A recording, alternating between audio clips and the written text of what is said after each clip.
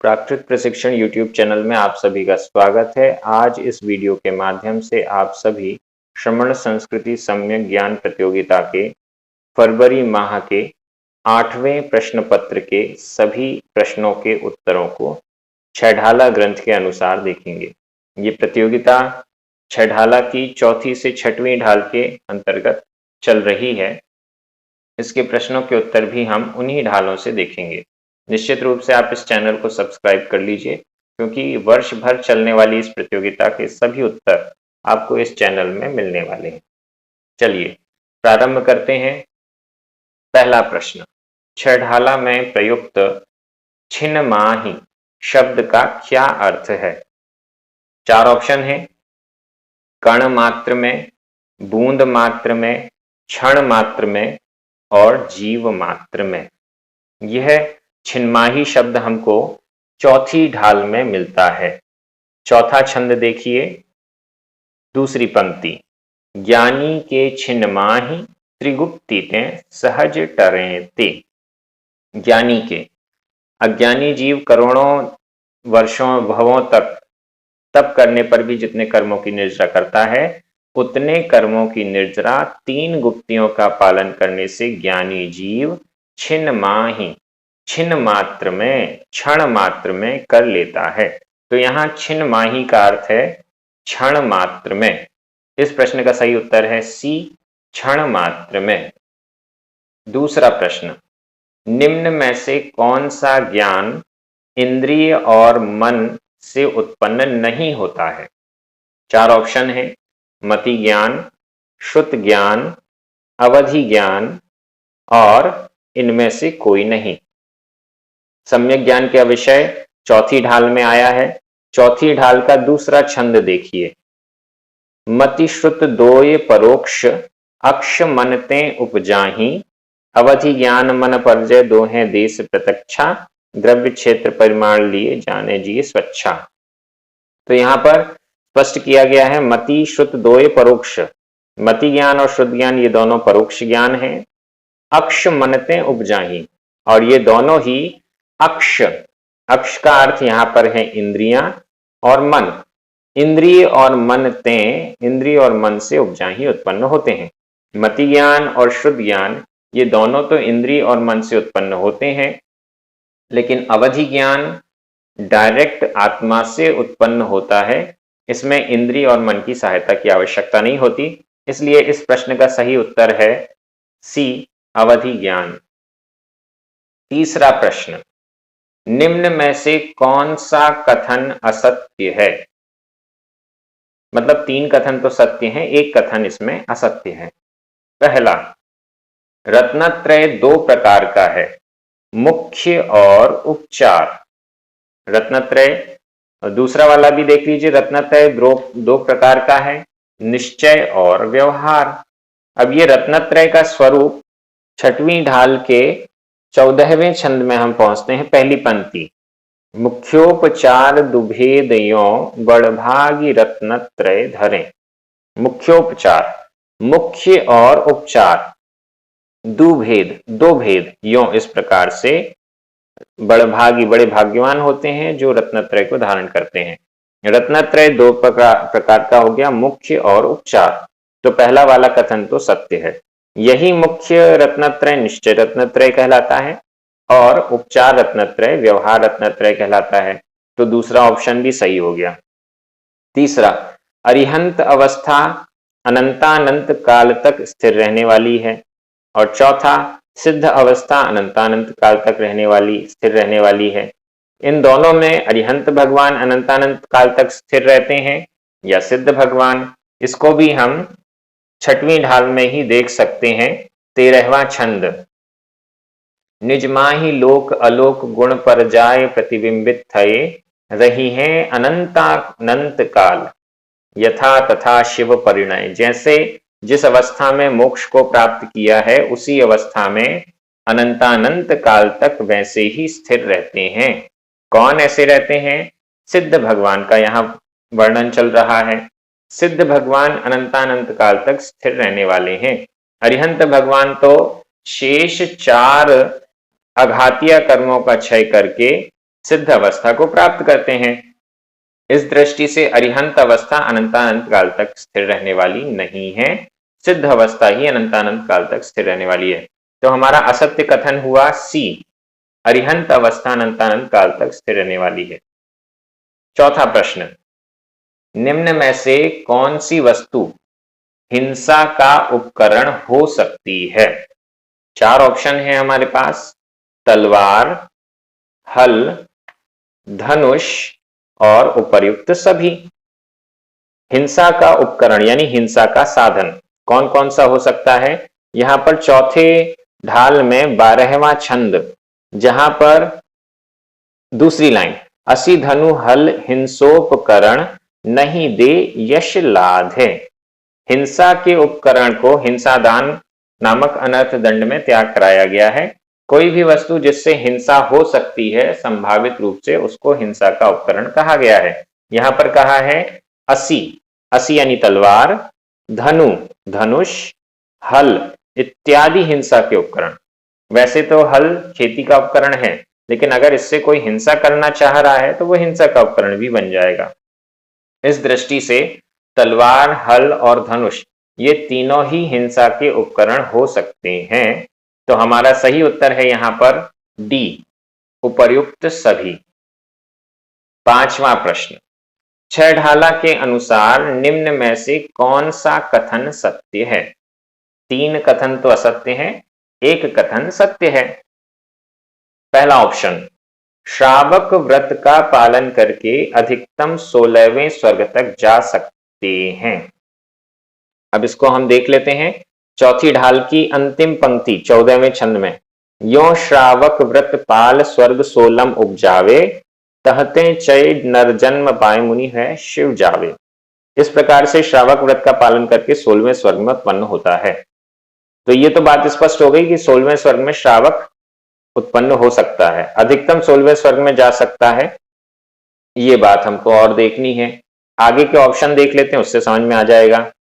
दूसरा ऑप्शन है मुनि व्रत का पालन करके अधिकतम 16वें स्वर्ग तक जा सकते हैं। इसके विषय में तो यहां आया है, मुनि व्रत धार अनंत बार, चौथी ढाल में ही चौथा छंद, मुनि व्रत धार अनंत बार ग्रीवक उपजायो। मुनि व्रतों को धारण करके अनंत बार ग्रीवक तक उत्पन्न हो जाते हैं, मतलब 16 स्वर्ग से ऊपर तक तो चले जाते हैं। ये दूसरा वाला हमारा ऑप्शन गलत है।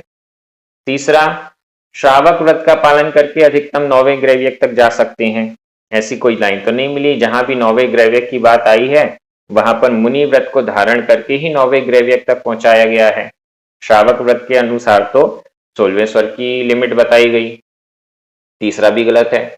चौथा, मुनि व्रत का पालन करके अधिकतम 9वें ग्रैव्यक तक जा सकते हैं, यह भी कथन 9वें ग्रैव्यक तक जा सकते हैं ऐसा नहीं कहा जा सकता, क्योंकि मुनिराज ही तो सर्वार्थ सिद्धि में जाते हैं, मुनिराज ही तो मोक्ष में जाते हैं, तो 9वें ग्रैव्यक तक ही जा सकते हैं ऐसा कहना सही नहीं है। एक ही कथन इसमें सत्य है, सबसे पहला वाला, श्रावक व्रत का पालन करके अधिकतम 16वें स्वर्ग तक जा सकते हैं। तो हमारा सही उत्तर है ए। छठवां प्रश्न, दाव मत चूको यह। इस पंक्ति में दाव शब्द का क्या अर्थ है?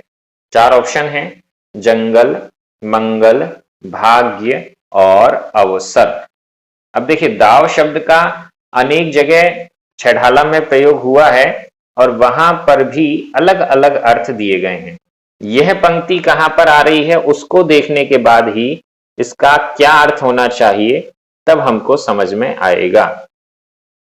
छठवीं ढाल के अंतिम 15वें छंद में अंतिम पंक्ति, अब दौल हो सुखी स्वपद रची, दाव मत चूको यह। अब अपने आत्मपद में रचकर सुखी हो जाओ, दाव मत चूको यह दाव, इस अवसर को मत चूको, यह सबसे अच्छा अवसर प्राप्त हुआ है, इसको चूको मत, ऐसा दौलत राम जी कह रहे हैं। तो यहां पर दाव शब्द का अर्थ है अवसर। इस प्रश्न का सही उत्तर हुआ डी, अवसर। अगला प्रश्न, मुनियों के मूल गुण के भेदों की संख्या है।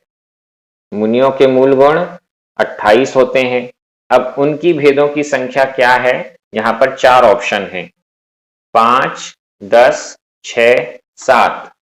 इनका टोटल करेंगे तो 28 आ रहा है। 5 और 10 15, 15 और 6 21 और 7 28। 3 ऑप्शन जो दिए हैं तीनों का टोटल 28 आ रहा है।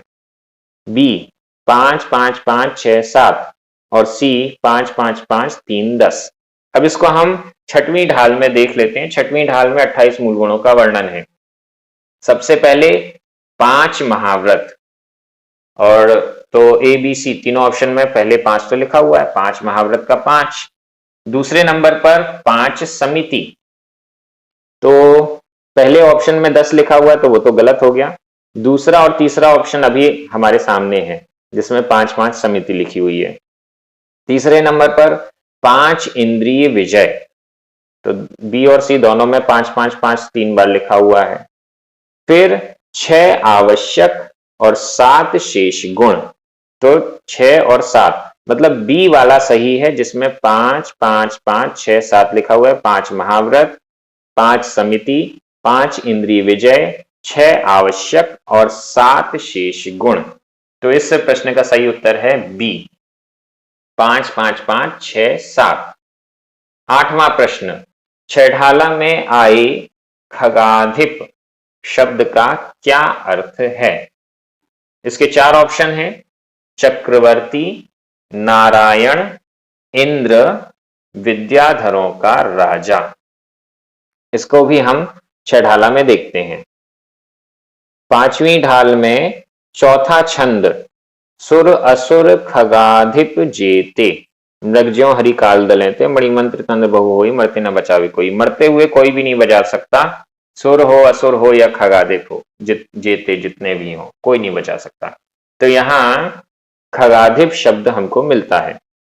खगाधिप में खग प्लस अधिप, अधिप शब्द का अर्थ होता है राजा।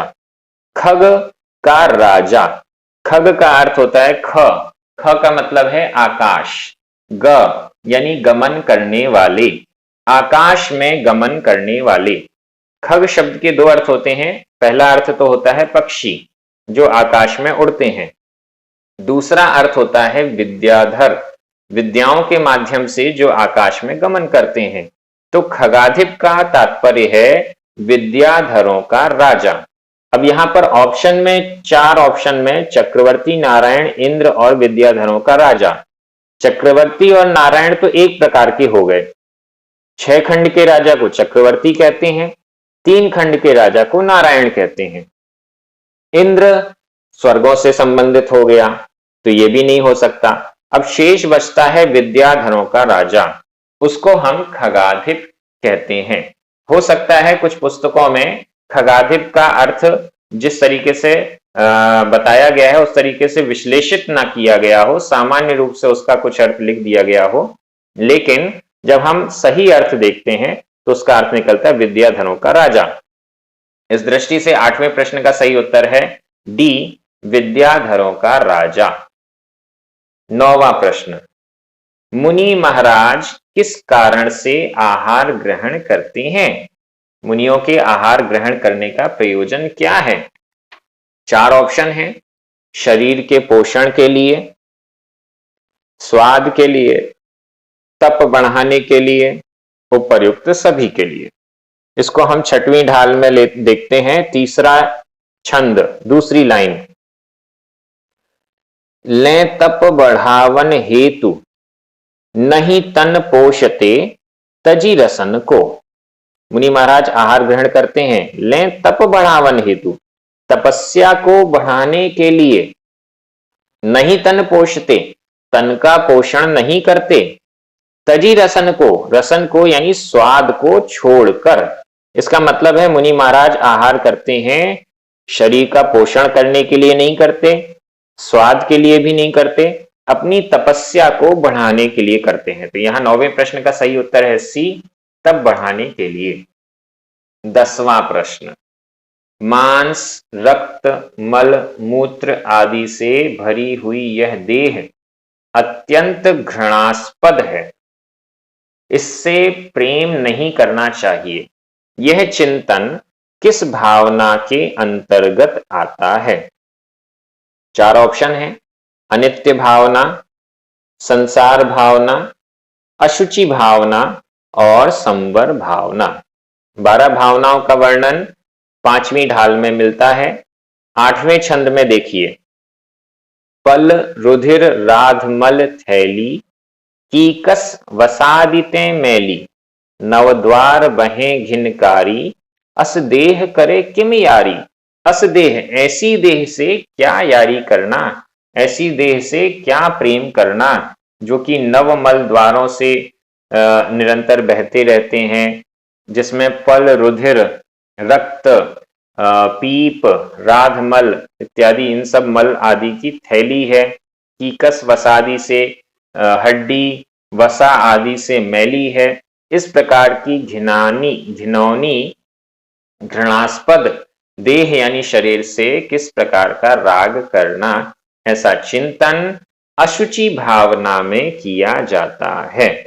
तो यहां पर 10वें प्रश्न का सही उत्तर है अशुचि भावना। 9वां और 10वां प्रश्न पत्र भी आपको इस चैनल में उपलब्ध है, जरूर देखिएगा। एक एक प्रश्न का कैसे 6 ढाला से उत्तर हमको मिलता है, यह आप इस वीडियो में, इन वीडियोस में देख पा रहे हैं। चैनल को सब्सक्राइब जरूर करें, सभी को शेयर करें। जय जिनेंद्र।